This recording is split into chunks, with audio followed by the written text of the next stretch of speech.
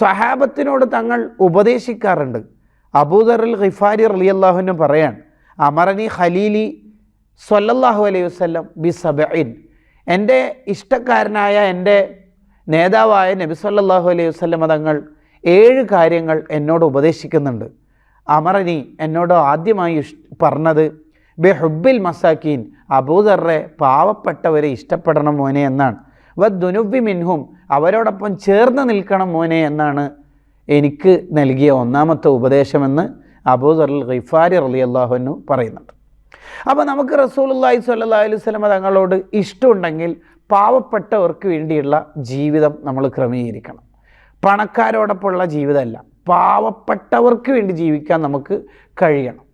അതിനാണ് സാന്ത്വന പ്രവർത്തനവും സംഘടനാ പ്രവർത്തനവും എല്ലാം നമ്മൾ ഇഷ്ടപ്പെടുന്നത്.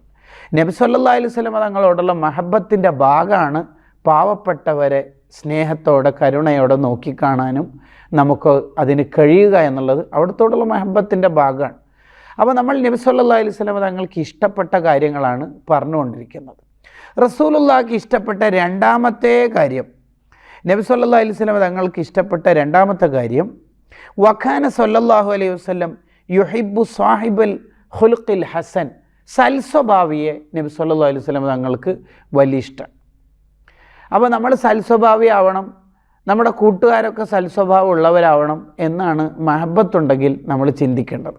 നോക്കൂ, വഖാല അബ്ദുല്ലാഹിബ്നു അംർ റളിയല്ലാഹു അൻഹു, അബ്ദുല്ലാഹിബ്നു അംർ റളിയല്ലാഹു അൻഹു പറയാണ്, ഇന്ന റസൂലുള്ളാഹി സ്വല്ലല്ലാഹു അലൈഹി വസല്ലം ലം യകുൻ ഫാഹിഷൻ വലാ മുത്തഫഹിഷൻ, നബി തങ്ങൾക്ക് ഈ ദുസ്വഭാവം തീരെയില്ല.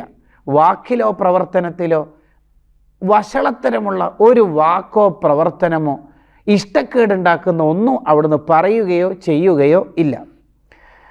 വഖാൽ, എന്നിട്ട് തങ്ങൾ പറയും, ഇന്നമൻ അഹബ്ബക്കും ഇലയ്യ, എന്നിലേക്ക് ഏറ്റവും ഇഷ്ടപ്പെട്ട ആൾ ആരാണെന്നറിയോ? അഹ്സനുക്കും അഖ്ലാഖ, നിങ്ങളിൽ ഏറ്റവും നല്ല സ്വഭാവമുള്ളവരാണ് എനിക്ക് ഇഷ്ടപ്പെട്ട ആളെന്ന്. അപ്പോൾ റസൂലുള്ളാഹിൻ്റെ ഇഷ്ടം വാങ്ങണമെങ്കിൽ നമ്മൾ സ്വഭാവം നന്നാക്കണം എന്നാണ് ഈ ഹദീസ് നമ്മെ പഠിപ്പിക്കുന്നത്. ഇമാം ബുഖാരി റളിയല്ലാഹു അൻഹു റിപ്പോർട്ട് ചെയ്യുന്ന ഹദീസാണ്.